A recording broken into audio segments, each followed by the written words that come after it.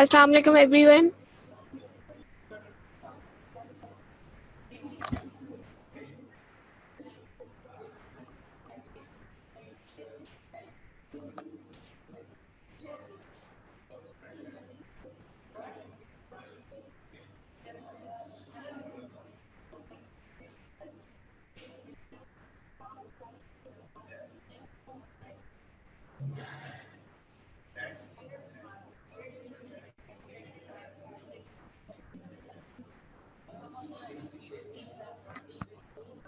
ये भी थी खत्म।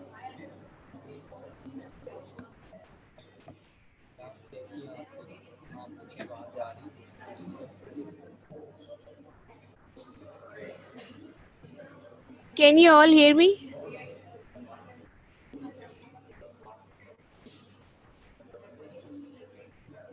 Okay. How was your test?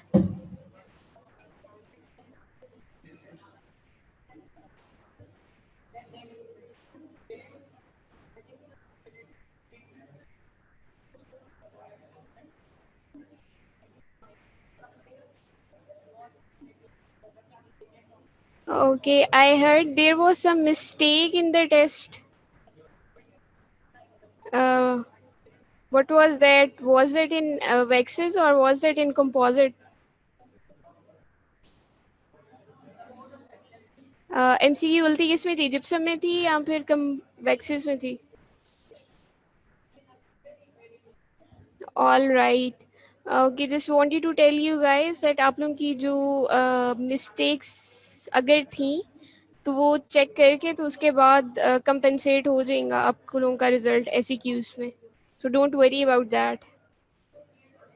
So we are going to start today composites. You are going to study composites this whole week. This is the first lecture on composites. So this is extremely important regarding आप लोगों की अगर basics clear नहीं होंगी तो आप लोगों को आगे समझ नहीं आएगा. यस वनीजा, वो मार्क्स ऐड हो जाएंगे, आपको कंपेंसेशन उसमें मिल जाएगी.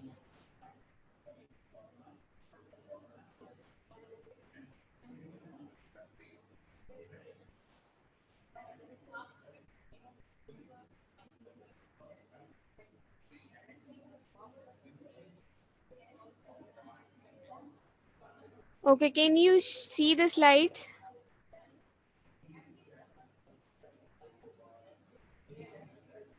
Okay, starting with composites. What are composites? Composites are basically a combination of two components. Two components join together to form composite.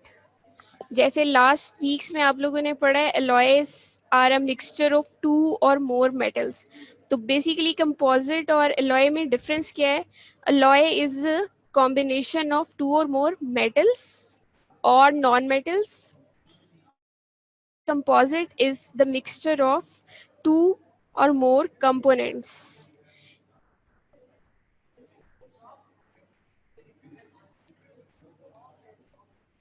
These are basically synthetic resins which were evolved as restorative materials because of their aesthetic characteristics. It is a combination of two components, say component A and component B, combined together to form AB. अब A B में component ए की qualities भी होंगी, component B की भी qualities होंगी. Alloy में भी हमने यही पढ़ा था कि क्वालिटीज़ को, उसकी प्रॉपर्टीज़ को इम्प्रूव करने के लिए हम एक या दो मेटल्स को मिक्स कर लेते हैं. अब अलॉय और कंपोजिट में डिफरेंस ये है कि जब हम अलॉय का क्रॉस सेक्शन लेते हैं, for example this A B component का क्रॉस सेक्शन लेते हैं, तो उसके क्रॉस सेक्शन में दोनों फेजेस अलग होते हैं. ए और बी दोनों अलग अलग नजर आएंगे, जबकि अलॉय में ए और बी एक दूसरे के अंदर इंटरमिंगल कर जाते हैं, एक दूसरे के अंदर डिजोल्व हो जाते हैं, एक दूसरे के अंदर इतना मिक्स हो जाते हैं कि जब हम अलॉय का क्रॉस सेक्शन लेते हैं तो उसके अंदर हम ए को बी से डिस्टिंग्विश नहीं कर सकते.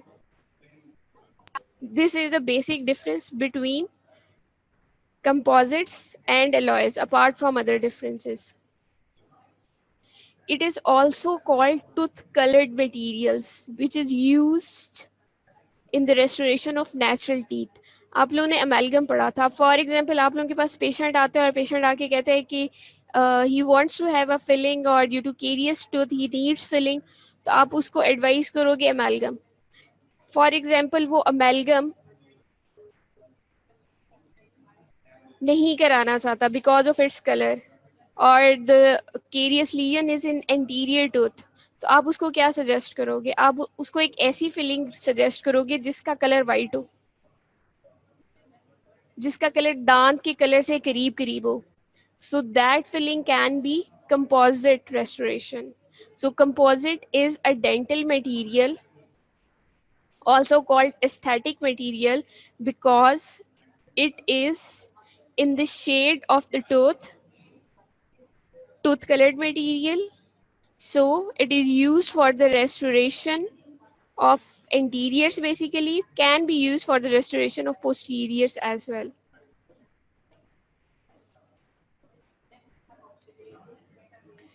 So basically कंपोजिट में दो कंपोनेंट्स कौन से? एक मैट्रिक्स है, एक फिलर है.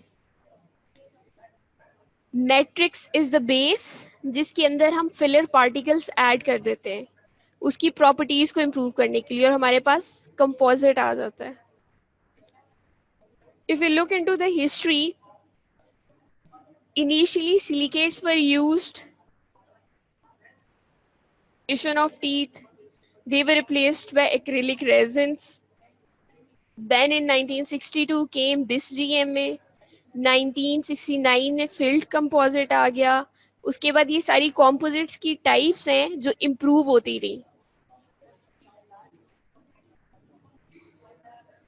As you can see in the picture, एक प्री मोलर्स में क्लास 1 कैविटी है और क्लास 1 कैविटी में फिलिंग हुई हुई है. This filling is tooth coloured. This is the composite filling. So आज हमने इस मटेरियल के बारे में करना है कि बेसिकली इस मटेरियल में क्या क्या होता है. एक मैंने आप लोगों को बताया कि इसमें एक मैट्रिक्स है जिसके अंदर फिलर कंपोनेंट्स ऐड किए होते हैं. तो दो कंपोनेंट्स को ऐड करके हमारे पास कंपोजिट आ जाता है. Because matrix alone does not have sufficient properties to withstand masticatory stresses in the oral cavity. So a composite is a system composed of mixture of two or more components which are essentially insoluble in each other and differ in form.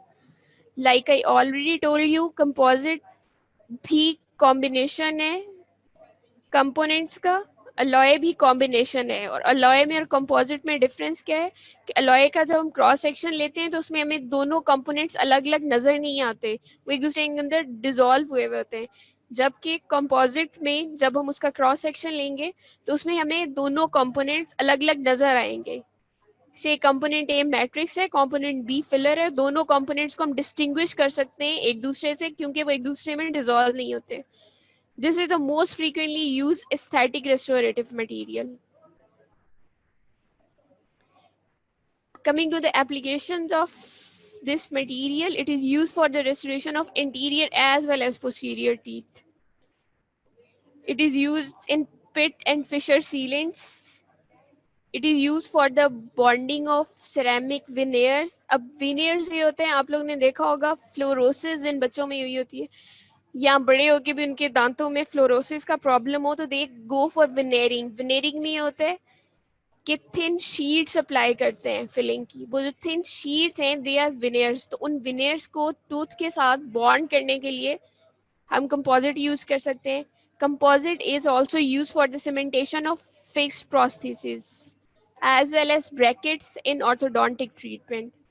Orthodontic treatment अगर किसी patient का आप लोगों ने देखा होगा दांतों पे ब्रेसेस लगी हुई हैं तो उन ब्रेसेस में दांतों के ऊपर ब्रैकेट्स लगी हुई होती हैं, स्क्वायर ब्रैकेट्स. वो ब्रैकेट्स दांत के साथ अटैच कैसे हुई हुई होती हैं? कंपोजिट से. So this the use of composite material. It's also used in splints. This is just to give a general idea. आप लोगों को इतना क्लियरली distinguish नहीं कर सकते this is the tooth and this is the tooth with the composite restoration because it comes in different shades and it matches with the tooth structure. For example on the right side of the picture एक as टूटा हुआ incisor का, इस as को repair करने हम obviously एमेल्गम से नहीं कर सकते बिकॉज इट इज अनएस्थेटिक। तो फिर हम क्या करेंगे, हम यूज करेंगे कंपोजिट। What are contraindications?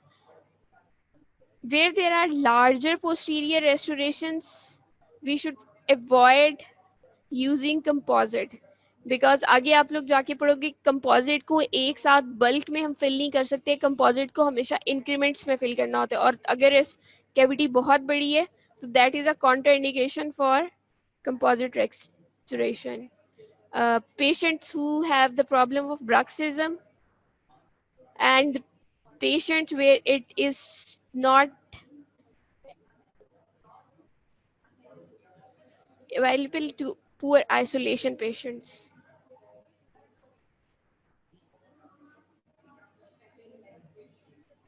हम लार्जर पोस्टीरियर रेस्टोरेशंस में यूज नहीं करेंगे, ब्रक्सिज्म में यूज नहीं करेंगे, पेशेंट्स को जहाँ बहुत टीथ ग्राइंडिंग की हैबिट है वहाँ पे यूज नहीं करेंगे, जहाँ पे हम आइसोलेशन को फॉलो नहीं कर सकते हम वहाँ पे यूज नहीं करेंगे. सो coming to the composition, there are three major components. What are those major components? Resin matrix, जिसमें हमने ऐड कर दिए फिलर पार्टिकल्स. अब इस रेजिन मैट्रिक्स को फिलर के साथ ज्वाइन रखने के लिए यूज होता है कपलिंग एजेंट. नाम से याद रख लो, coupling agent, it maintains the couple of resin and filler. Basically हमारे पास रेजिन की मैट्रिक्स है that forms the body of composite, उसके अंदर फिलर पार्टिकल्स ऐड किए होते हैं to improve the properties of this material. अब फिलर को रेजिन के साथ जोड़े रखने के लिए हम कपलिंग एजेंट्स ऐड करते हैं. ये तीन मेजर कंपोनेंट्स हैं कंपोजिट की कंपोजिशन में. अब तीन मेजर के साथ तीन माइनर भी हैं. अब माइनर कौन से? Activator and initiators are also added in composites. Inhibitor is also added. Optical modifiers और coloring agents are also added. Now you can see here matrix plus filler is equal to composite, and matrix and filler are joined together by the help of a coupling agent. Any question so far?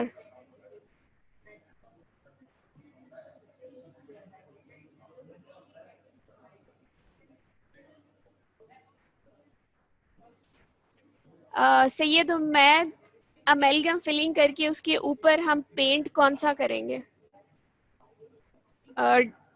Dulux paint या जो normally paint आपके पास है market में? There is no such technique कि हम amalgam की filling करके ऊपर पेंट कर दें. Yes, but you can always do a research on that. किसी को इसमें अभी तक कोई प्रॉब्लम है कि हम कंपोजिट है क्या और इसकी कॉम्पोजिशन में थ्री मेजर और थ्री माइनर कंपोनेंट्स कौन से?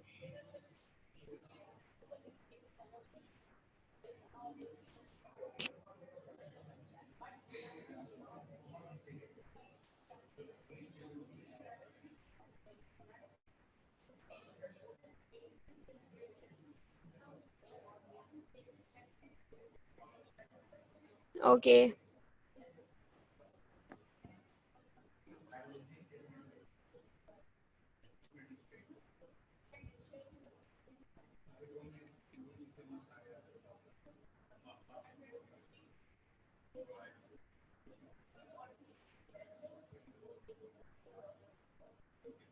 सो अब हम पढ़ेंगे इंडिविजुअली इन सारे कंपोनेंट्स के फंक्शंस क्या हैं. What is the function of resin matrix, coupling agent, filler particles, activator, initiator, inhibitor, coloring agents. Starting with resin matrix, it forms continuous phase and binds the filler. Basically, it forms body of the composite material and reinforcing filler particles are added. Reinforcing filler particles का ये मतलब है कि filler particles are added in the composite and they reinforce the properties of resin, enhance the properties of resin. So they are called reinforcing filler particles. They give the strength to composite. Coupling agents, normally organosilanes, are used as complete agents. They are used to bind resin with filler. Activator activates the initiator. नाम से याद रख लो, activator क्या करेगा, activate करेगा initiator को, और फिर इनिशिएटर क्या करेगा, स्टार्ट कर देगा reaction, polymerization reaction. Polymerization reaction होगा और वो कंपोजिट मटेरियल हार्ड हो जाएगा.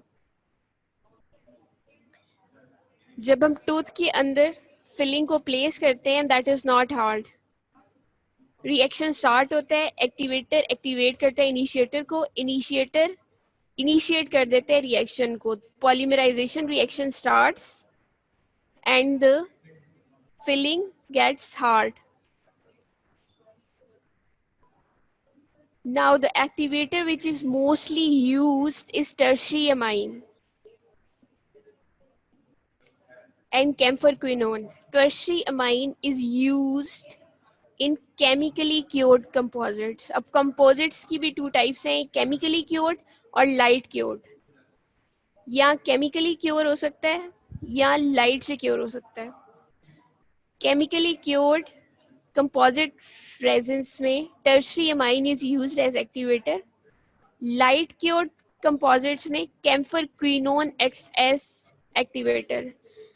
अगर किसी का क्लिनिकल एक्सपीरियंस है, उसने कभी क्लिनिक में कंपोजिट फिलिंग होते हुए देखा है, तो नॉर्मली एक ब्लू लाइट से फिलिंग को क्योर किया जा रहा होता है. उसमें क्या हो रहा होता है, वो composite light cured composite restoration होती है, जिसमें हम ब्लू लाइट अप्लाई करते हैं. ब्लू लाइट में ब्लू लाइट से क्या होता है, camphorquinone is present in that composite restoration that absorbs blue light of 400 to 500 nanometer and activates the initiator. Initiator is benzoyl peroxide, BPO. It then starts the reaction.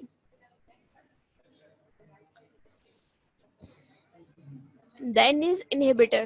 Inhibitor is normally added by the manufacturer in the composite materials, क्योंकि आपका composite material is also expose to normal light और heat, और due to any other reason initiator reaction within the bottle start ना कर दे. इसके लिए एक inhibitor add किया जाता है to prevent polymerization during storage. Colouring agents are added, they give different shades to the composite material, so composite comes in different shades. Because आप लोग different लोगों के डेंटिशन को देखो तो different लोगों के teeth का color exactly same नहीं होता. Some have chalky white teeth, some have light yellowish tinge. तो एग्जैक्ट दांत के शेड के साथ मैच करने के लिए कलरिंग एजेंट्स ऐड कर दिए गए हैं कंपोजिट में, ताकि जो एग्जैक्ट शेड है दांत का उसके साथ की हम फिलिंग कर सकें और पता ना लगे कि फिलिंग हुई हुई हो. That's what is the purpose of a pure aesthetic restoration. Any question here?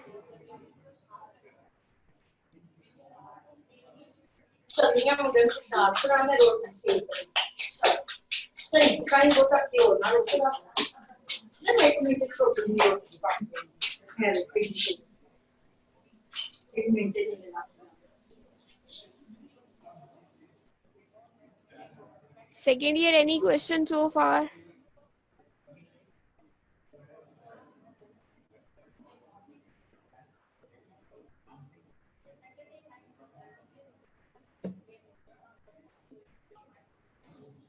Yes, Osama, any question so far? आप लोगों को इसके components पता चल गए?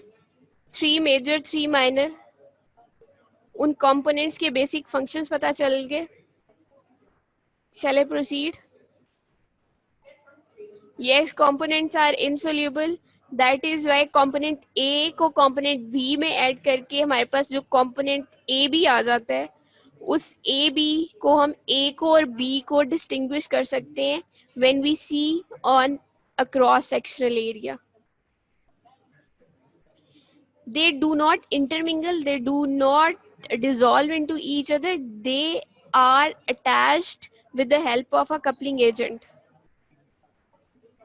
That's what I told you. Coupling agent का फंक्शन है मैट्रिक्स को और फिलर को एक दूसरे के साथ जोड़ के रखना, क्योंकि फिलर और मैट्रिक्स एक दूसरे में डिसॉल्व नहीं होंगे, दोनों अपनी अपनी फेजेस रिटेन करेंगे. उनको जोड़ के कौन रखेगा? Coupling agent.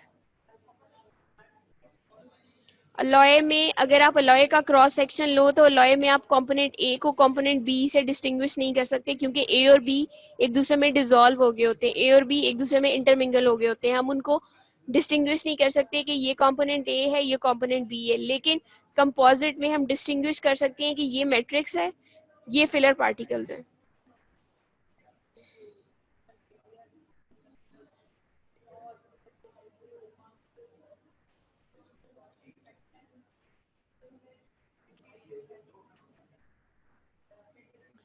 ओके, अब रेजिन मैट्रिक्स की थोड़ी सी और डिटेल है. That says phase that polymerizes to form a solid mass and that bonds to the tooth structure.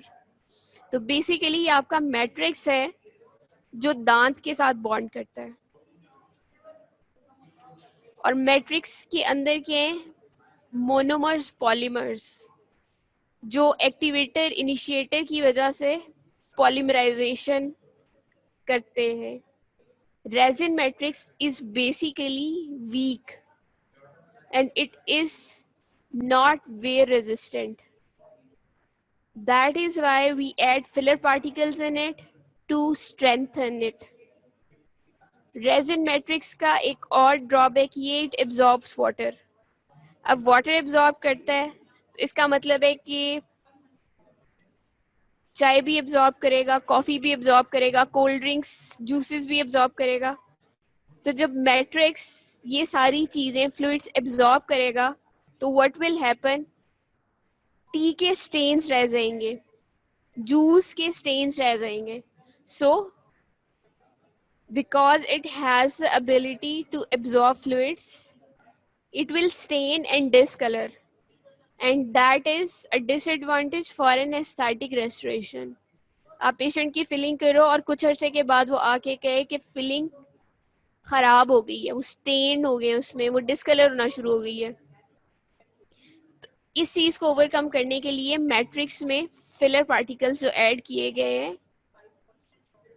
they make this combination of composite insoluble for fluids. The beneficial properties of these resins are they have the ability to be molded at different temperatures, coupled with setting by polymerization achieved in a conveniently short time. इसका मतलब ये है कि different temperatures पे आप ठंडा खा रहे हो, गर्म खा रहे हो, आप डिफरेंट टेम्परेचर्स पे this resin matrix has the ability to be moulded. Plus during this setting जो कि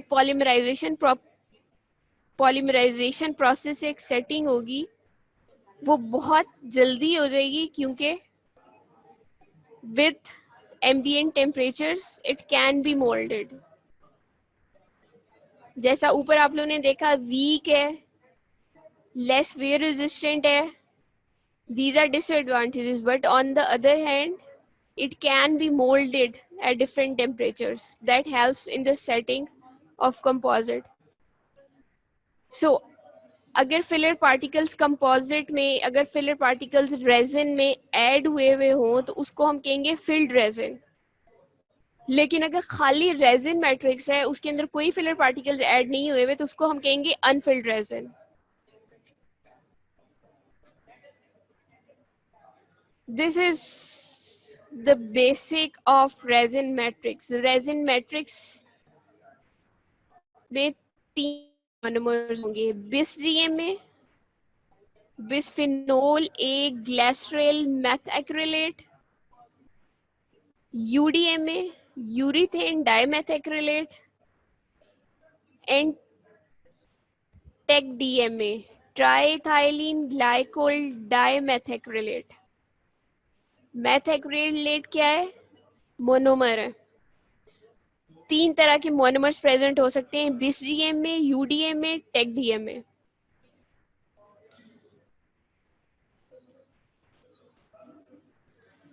Now the filler particles that are added in the resin matrix improve the material properties. They are about 30 to 70% by volume and 50 to 80% by weight.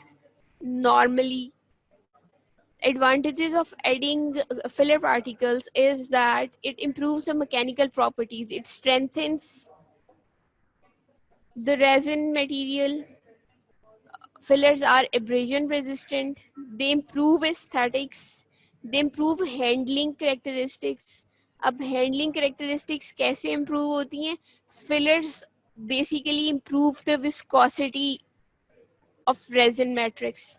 Fillers add कर देंगे तो हमारे पास जो AB component composite आ गया, उसकी viscosity increase हो जाएगी. So it can come as a MCQ as well. What do fillers do? Fillers strengthen the matrix. They are abrasion resistant. They improve the aesthetics. They improve the handling characteristics. Plus, they reduce the coefficient of thermal expansion and contraction.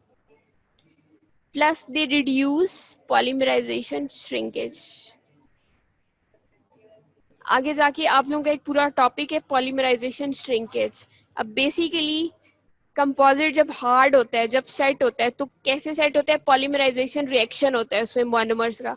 Polymerisation reaction की वजह से जब later on it can cause polymerisation shrinkage. तो polymerisation shrinkage अगर हो जाएगी filling की, तो आपकी फिलिंग में और दांत में एक गैप आ जाएगा, द मार्जिनल लीकेज, जहां से दोबारा से केरियस लीजन प्रोपेगेट हो सकता है. सो पॉलीमराइजेशन श्रिंकेज को रिड्यूस कौन करता है? Fillers. Different types of fillers are used in composite restorations. Three basic types are quartz, colloidal silica, glasses और ceramic containing heavy metals.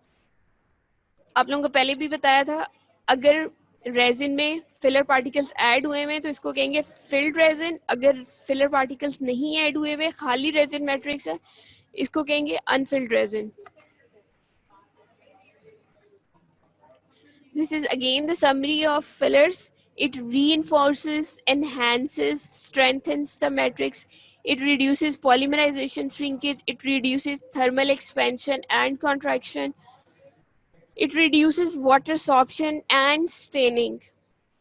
It improves workability by increasing viscosity. It increases radio opacity. अब filler particles में different types के filler particles add किए जाते हैं, जिसमें barium भी add किया जाता है. And what does barium do? Barium gives this material radio opaque appearance in radiographs. These are basically three types of fillers: quartz, colloidal silica, glass or ceramic containing heavy metals.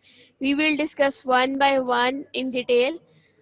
What is quartz? Quartz is basically obtained by grinding or milling quartz, glass quartz particles. It's mainly used in conventional composites. They are chemically inactive but very hard particles. Colloidal silica basically microfillers हैं. These are obtained by precipitation process. एक precipitation process से छोटे छोटे particles हम achieve करते हैं. वो छोटे छोटे पार्टिकल्स, छोटे छोटे fillers, they are called micro fillers. They are basically colloidal silica. They are added in very small amounts and they modified the paste viscosity.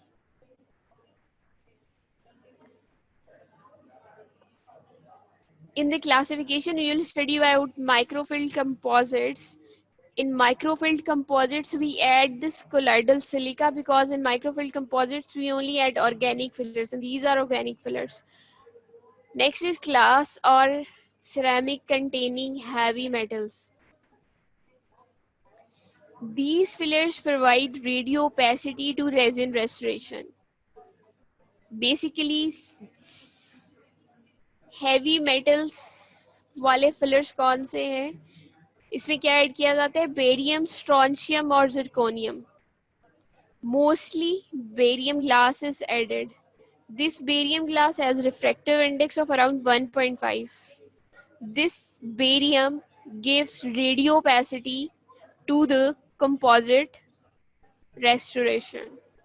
That is why it is possible to identify a composite restoration in a radiograph. आप एक patient का radiograph कराते हो, उसका OPG कराते हो, उसके दांतों का एक्सरे कराते हो, तो उसके अंदर आप बता सकते हो कि इस दांत में कंपोजिट फिलिंग हुई हुई है, क्योंकि उस फिलिंग में जो फिलर पार्टिकल्स एडेड हैं, उन फिलर पार्टिकल्स में barium glass is added.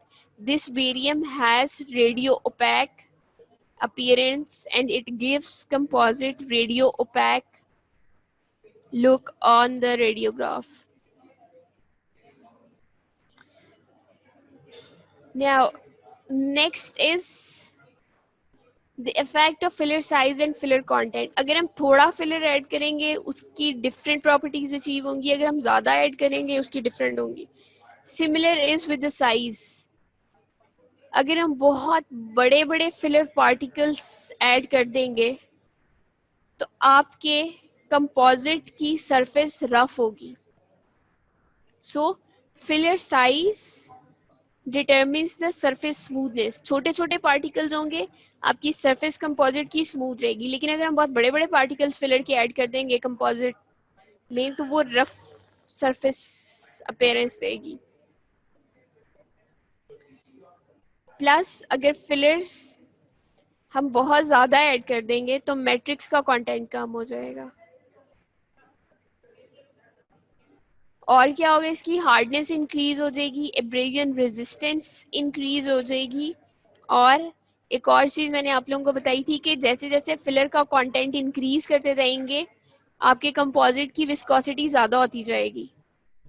So increase in filler content increases mechanical properties, strength, abrasion resistance, aesthetics and handling.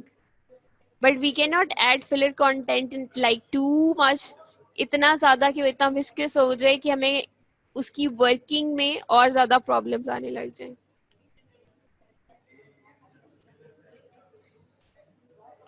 These are the factors that determine the properties and clinical applications of composites.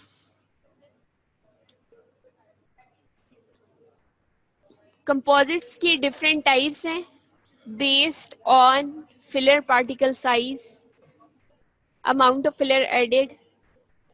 तो हम different applications में different types के composite को use कर सकते हैं, जहाँ पे हमें for example pit and fissure sealants में हमें बहुत ज़्यादा विस्कस कंपोजिट नहीं चाहिए, हमें थोड़ा फ्लोएबल कंपोजिट चाहिए, तो उसमें फिलर हम वो वाला कंपोजिट सेलेक्ट करेंगे जिसमें फिलर पार्टिकल्स की क्वांटिटी कम है.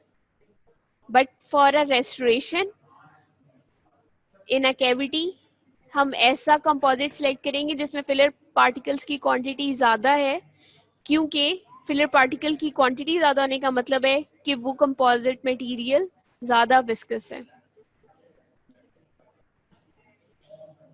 One of the factor is size of particle and distribution. Distribution is the same. Wide distribution of filler size is desirable for maximum filler loading. Next is radio opacity and the next is hardness, जिसकी हमने already बात कर ली है. सो आप लोगों को मैंने पहले बताया है मैट्रिक्स के अंदर फिलर पार्टिकल्स ऐड किए जाते हैं और कंपोजिट बन जाता है, और ये भी बताया है कि मैट्रिक्स और फिलर एक दूसरे में सोल्यूबल नहीं है, वो दोनों अपना अपना फेस मेंटेन करके रखते हैं. तो वो दोनों किसके साथ अटैच होते हैं? कपलिंग एजेंट के साथ ऐड होते हैं. Most commonly use coupling agent is organosilanes. One of the type is gamma meth acrylo oxypropyl trimethoxylane. That's quite a longer name. Most commonly used is this one. You can also write organosilanes are used as coupling agents, and their function is to bond the filler particles to the resin matrix. They also improve the physical and mechanical properties of the resin. Plus, they provide hydrolytic stability. What does that mean? It prevents the water from penetrating along the filler resin interface. Filler resin interface क्या है? Filler और resin के दरमियान में जो एक boundary line है उसको इंटरफेस कहते हैं. फिलर रेजिन इंटरफेस पे वाटर को एब्जॉर्ब नहीं होने देती क्योंकि ये फिलर और रेजिन के दरमियान में बॉन्ड बना देता है. तो it provides hydrolytic stability. Hydrolytic stability है तो वाटर एब्जॉर्ब नहीं होगा. वाटर एब्जॉर्ब नहीं होगा तो कोई और फ्लूइड भी इसका मतलब है कि एब्जॉर्ब नहीं होगा. कोई फ्लूइड एब्जॉर्ब नहीं होगा, for example coffee, tea, juices, तो फिर उनके स्टेन्स भी नहीं आएंगे. आपकी filling for a longer duration stain नहीं होगी.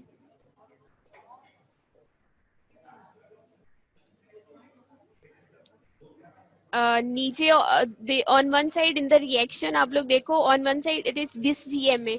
What was bis GMA? It was resin. Resin matrix. Resin matrix में आपको 3 टाइप्स बताई थी, bis GMA, UDMA and TEGDMA. अब इस रेजिन को जो राइट साइड पे आप लोग को एक ब्लॉक सा नजर आ रहा है वो फिलर है. फिलर और रेजिन को अटैच क्या करता है? This organocylane which is a coupling agent. ये तो मेजर कंपोनेंट्स है. Coming to the minor components. Any question so far?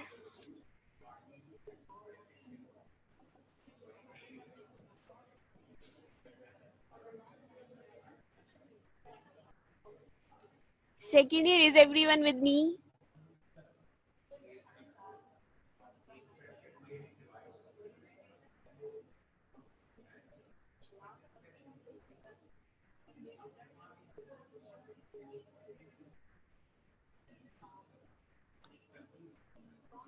Okay.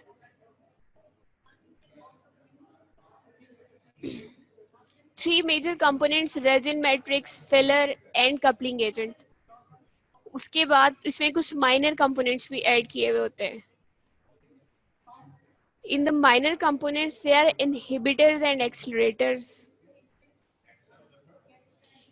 Inhibitor is BHT. On the last line it is written butylated hydroxytoluene, BHT.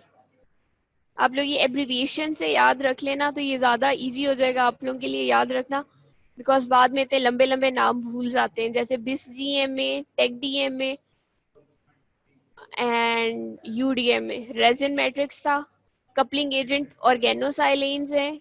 Filler particles different types के हैं, quartz, colloidal silica and metals. Now the inhibitor is butylated hydroxytoluene. ये right side में एक छोटी सी picture है. इस picture में देखो कंपोजिट बॉटल में पड़ा हुआ है. अब if it is in a glass bottle, it is expose to light, और इफ इट फॉल्स.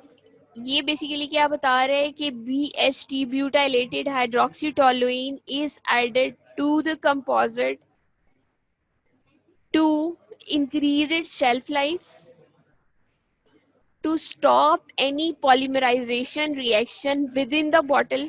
क्योंकि chemically cured composite resins में इनिशिएटर्स भी एडिड होते हैं, एक्टिवेटर्स भी एडिड होते हैं, तो वो खुद ही से रिएक्शन आपस में स्टार्ट ना कर दे और खुद ही से पॉलीमराइज ना होना शुरू कर दे. even before the application, even before taking it out from the bottle, BHT is added, which is inhibitor, which inhibits the polymerization reaction in the bottle in storage form. This inhibitor is BHT butylated hydroxytoluene. What does it do? Prevent spontaneous polymer formation और spontaneous polymer formation heat की वजह से हो सकती है, light की वजह से हो सकती है.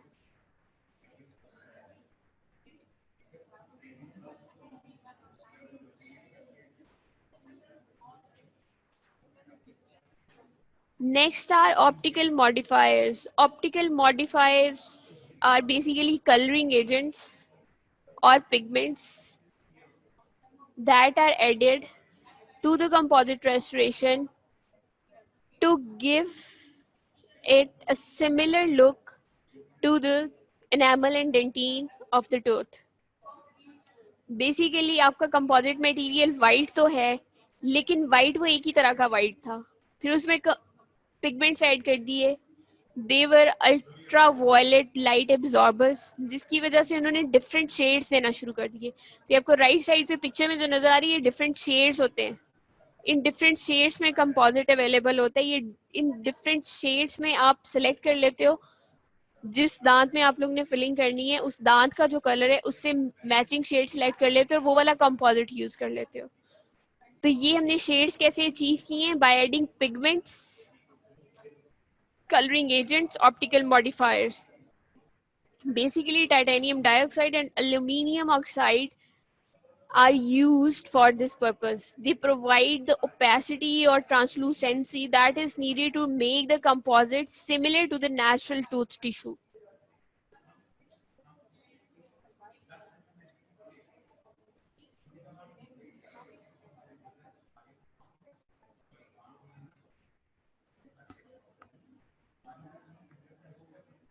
Any question? आज के लिए आप लोगों का इतना ही था.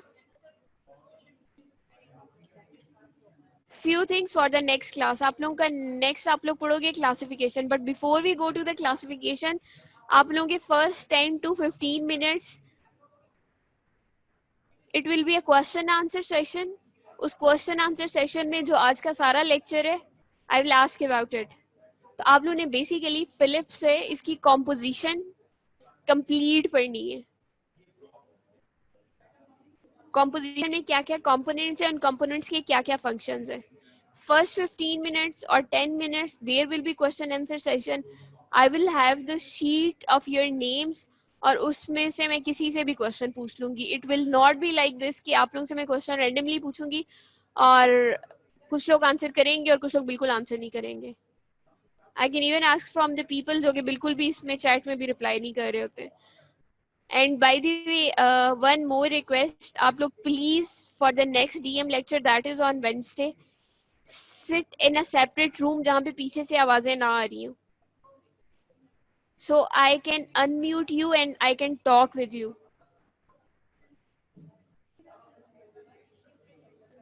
Because I want to talk, I want the feedback, I want to ask questions, I want you to interact, I want you to involve in this, I want all of you to involve in this. Not just few people who reply in the chat. I don't know about the others, they are sleeping or they are up. आप लोगों को एक दफ़ा पहले unmute किया था but there was a lot of noise in the background. आप लोग प्रॉबेबली मोबाइल्स पे हैंड फ्रीज लगा के तो अपने घर वालों के साथ या इवन मे बी टीवी के सामने बैठ के सुन रहे होते हो लेक्चर. काइंडली डीएम के नेक्स्ट लेक्चर में जब क्वेश्चन आंसर सेशन होगा वो चैट में नहीं होगा, दैट विल बी ऑडियो. आप लोग अलग रूम्स में बैठिएगा, अलग रूम में बैठ के लेक्चर सुनिएगा ताकि पीछे से इतनी आवाजें ना आ रही हो, क्योंकि हमें ऑलरेडी पता चल जाता है, वो आप लोगों के माइक फ्लिकर करने से पता चल जाता है कि आवाज कहाँ से आ रही है. वी डू नॉट वांट कि हम किसी को निकालें इसमें से. सबकी अटेंडेंस इंपॉर्टेंट है. सो प्लीज प्लीज प्लीज अगर आप लोग ये नहीं पढ़ोगे तो आप लोगों को आगे वाले लेक्चर समझ नहीं आएंगे. टेक आउट सम टाइम, आज का दिन बैठ के अच्छी तरह से कॉम्पोजिशन पढ़ लेना ताकि आप लोगों को अगले 3 समझ आ जाए, क्योंकि पूरा वीक आप लोगों ने कंपोजिट्स ही पढ़ना है. आज का लेक्चर समझ नहीं आएगा तो आगे आगे से और कॉम्प्लेक्स चीजें आएंगी. आज का बहुत बेसिक लेक्चर था and I tried to keep it as simple as possible. अगर आज ही आप लोग पढ़ लोगे तो शायद आप लोगों को कुछ याद रह जाए. अगर नहीं पढ़ोगे तो आई एम सॉरी, फिर नेक्स्ट लेक्चर आप लोगों को समझ नहीं आएंगे. and this is a huge important topic in dental materials.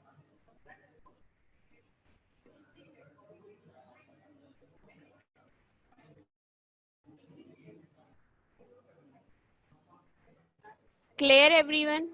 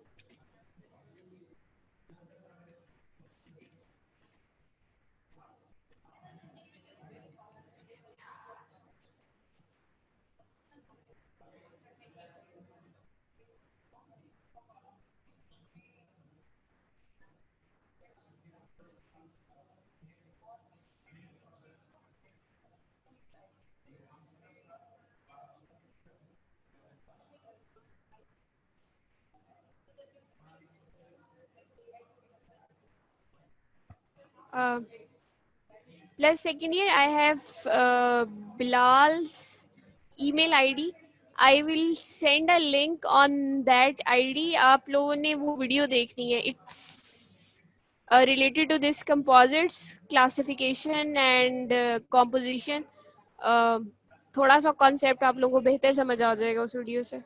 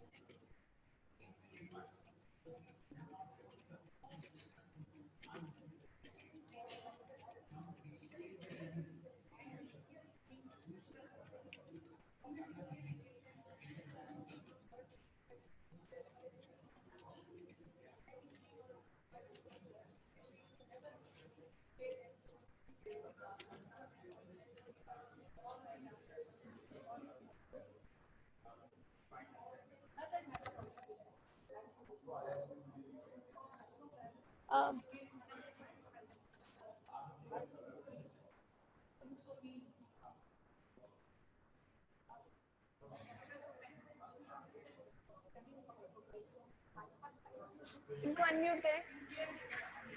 इनको अनम्यूट करें. मुझे कौन क्वेश्चन आ रही.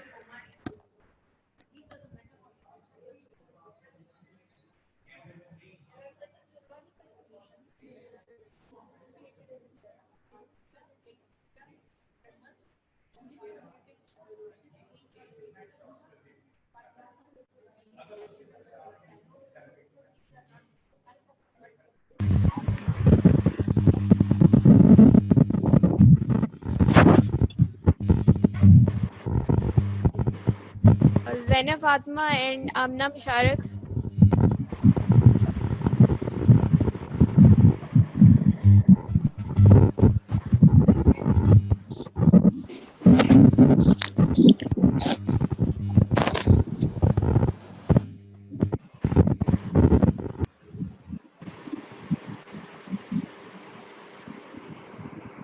Hello.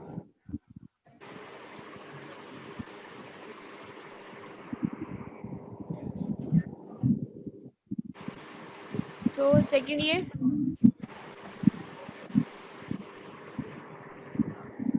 ईयर कॉम्पोजिशन समझ आ गई है?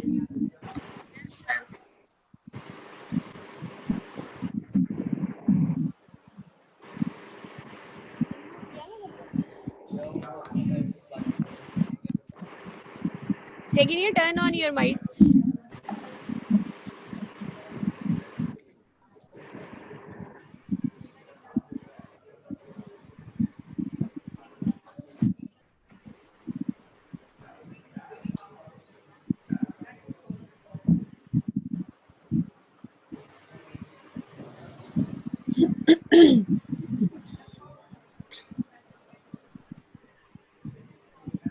Second year why is not everyone turning on their mics? आप लोग कहाँ बैठे हो? टीवी देख रहे हो? मुझे तो बोला नहीं जा रहा.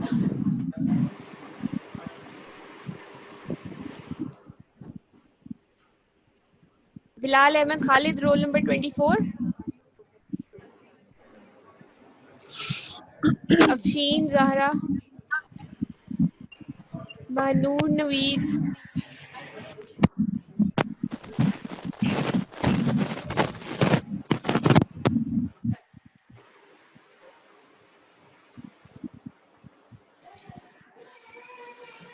उसामा. What is this? सब लोगों को अनम्यूट किया हुआ है, आप लोग खुद को अनम्यूट करो ना. सेकेंड ईयर चैट में बात करना बंद करो, आपका लेक्चर खत्म हो गया, आप लोग ऑडियो पे हो. सबको अनम्यूट किया हुआ है.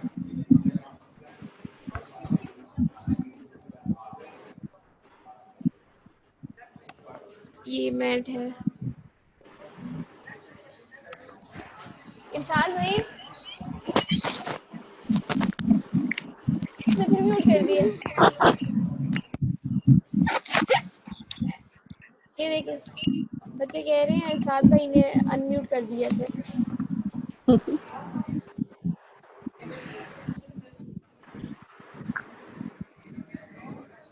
म्यूट. पोजीशन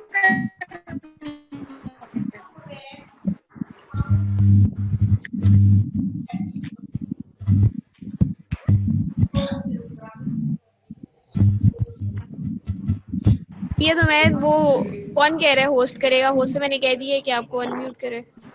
हो गए हैं ma'am unmute. Who am I talking to? ठीक है.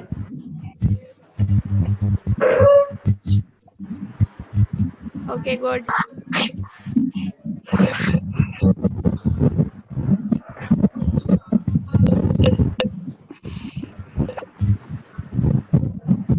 You people are still you.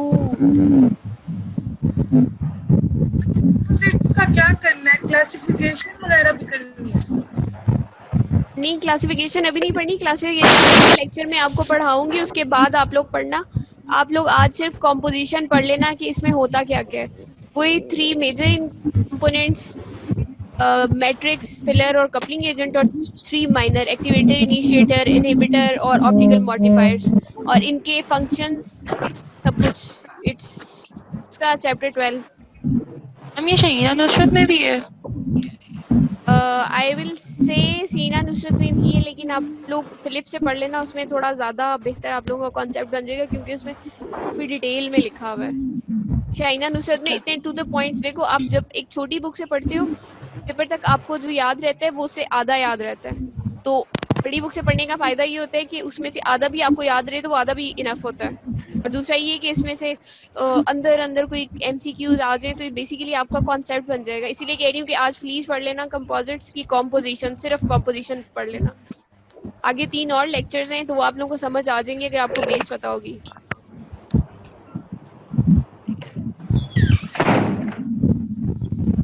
ये बिलाल अहमद सो रहा है, इसकी मैं अटेंडेंस कटवाऊँ.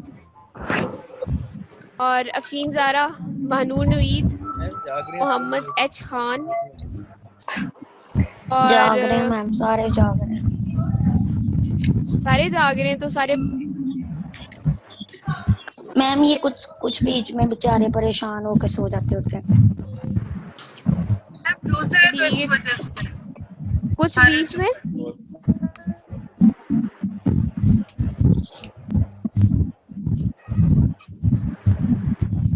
रोजा लग रहा ma'am.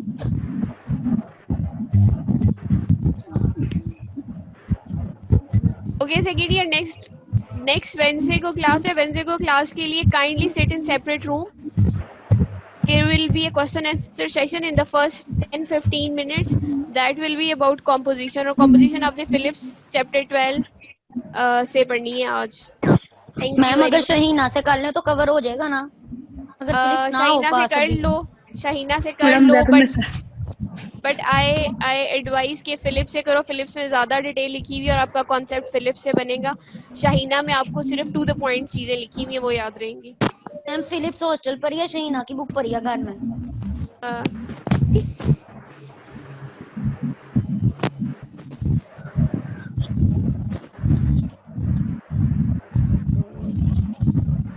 Okay, your next teacher is here. Thank you very much. Allah Hafiz. Allah Hafiz. Allah Hafiz.